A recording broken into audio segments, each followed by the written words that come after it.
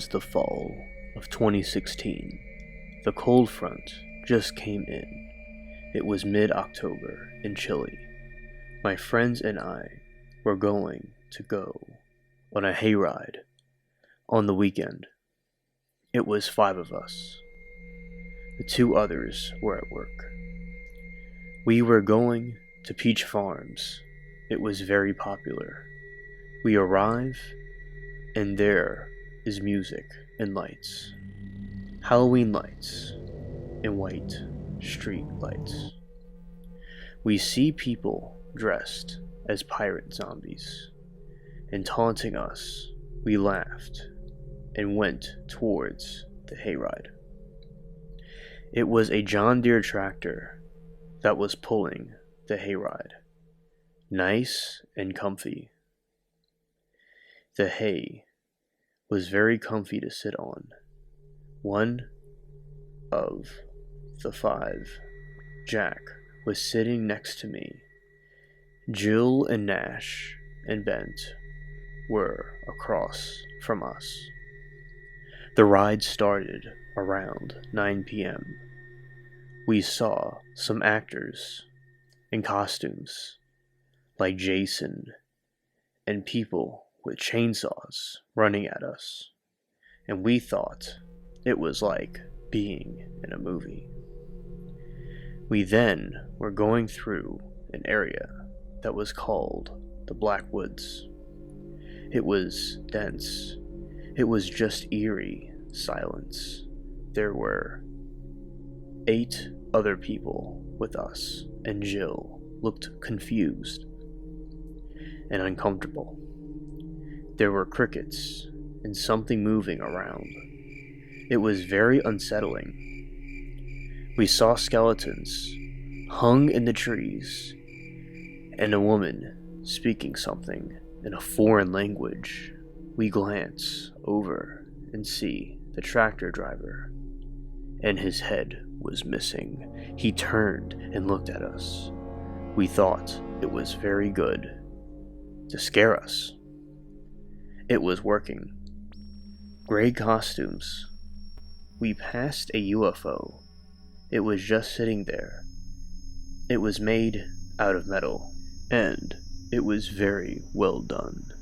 And I saw a tiny gray alien staring at me, and it was telepathically talking to me. I thought I was imagining things, because this was simply just a prop, I thought. It told me that I was part of an experiment. My mind was playing tricks on me, obviously.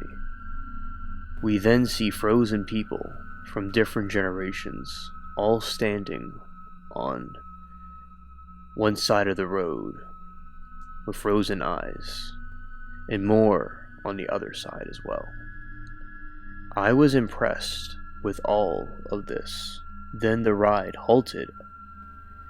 Us 5 were perplexed, and the headless tractor driver was nowhere to be seen. The other 6 people are worried, asks us if we know what's going on, and we say no. Just dead silence. All our phones are dead with no reception.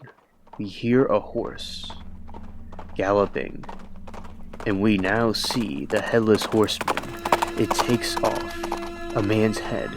We thought it was a prop, but we all get out of the ride and run when we see a small, frail old man tell us to follow him and leave the ride. We go through a secret passage we were not aware of as we get off of the hayride and enter the park area and say what happened. They said it was supposed to start at 10 p.m., not 9, and the police are called. It was a big crime scene, and the frail old man was nowhere to be found. I took a group of friends one October to a rural town in Texas where there was a hayride I heard about. It's called Sawyer Farms. It's just the four of us. This part of Texas was experiencing a drought, and there was grass, but it was withering.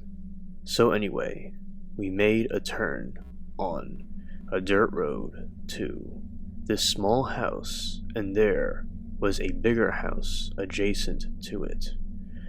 A big area with lots of farmland we see. The pumpkin patch, and we see the hayride coming back. We then see what looks like a old tractor pulling the hayride, and 12 people that look like they had fun. It's about to be our turn. They were wearing farm clothes.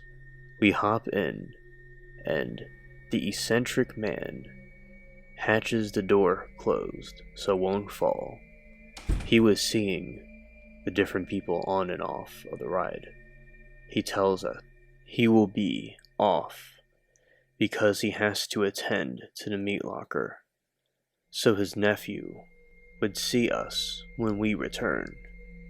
The ride starts, the sun beaming in our faces as it gets closer to the sunset. We go through the pumpkin field, and my friend Eric says, "Hey Kyle, the scarecrows look so realistic." I looked closer, and he was right. Gabby and Laura both said they look like humans, and the actors were holding heads. One was raising a saw. This was Hollywood level. 5 others were in the ride, and were celebrating, oddly. The driver of the tractor had a mask on, of some kind. It was like a clown mask, with hair on its head, and he was wearing an apron.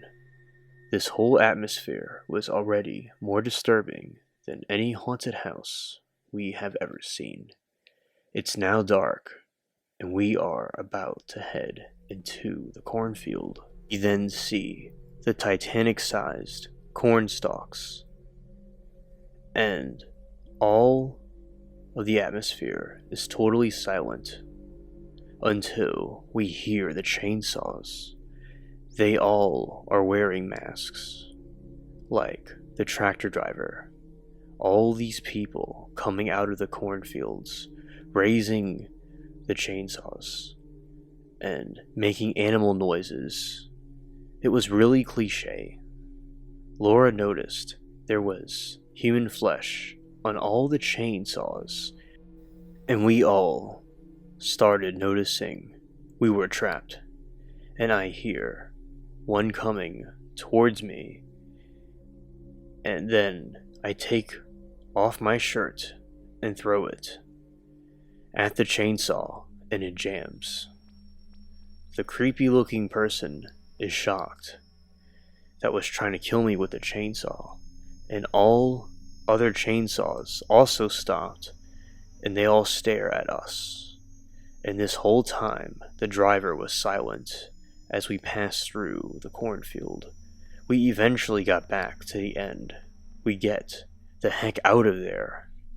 And as we were going to the police station, we got lost and asked for directions to a man hitchhiking.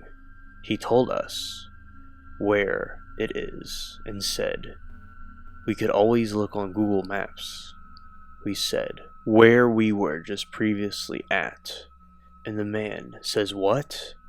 I thought that place was abandoned." Eric said it sure looked like it, and we all laughed. He said back in the 70s there was a family of cannibals that massacred a couple of teens with a chainsaw, and they robbed graves. We told him our story, and he turned more pale than Casper. So did we. After we made the report, the National Guards were called out, and something called Order 66 was implemented. Thank God we came back alive. In New Orleans, my girlfriend and I went to see her family. We ate the gumbo and had a good time. My girlfriend had a purse similar to a casket, and so did her ancestor that came to the city from France. In NOLA, some days are warm and were warm during this time, but the cold front was blowing like an air conditioning. We were watching YouTube and saw an ad play about the hayride. We didn't know they had those down here, but it was an old estate. We saw it was a giant mansion, and when we arrived, there were parties and balls going on. We see that this hayride would be pulled by a horse and coach. Her and I both like dark stuff, so it was our taste. We were first group to go, and there were only 7, including us. It was maybe going to be a foggy night, and through a graveyard and lanterns lit the way, we see people dressed as zombies and ghouls, and the genie. The moon was full, and my girlfriend thought it was romantic. I see a couple dressed in old clothing sitting across from us that were wearing another zombie costume. I didn't notice them before, and then we have a conversation with them. They asked us where we were from, and I said Kansas City. I wanted to know if they were from here, and they said they were born in New Orleans, and they just got back from the ball. They weren't familiar with our clothing, and I played along with the joke. My girlfriend asked them where did they get their costumes, and they just looked at us and said, "What costumes?" I said, "They are cool zombie costumes," and they both say, "We are dead." And they smile, and I get weirded out. They laugh, and they both float up and vanish before our eyes. And I see all of these floating ghosts and apparitions having a party and a good time in the graveyard. And we actually thought it was cool and fascinating because we like the dark and supernatural. The ride ends and we changed in the changing room. And as we were going to the ball, my girlfriend opens up her purse and a bat jumps out and bites me in the neck. We then join our fellow vampires in the ballroom.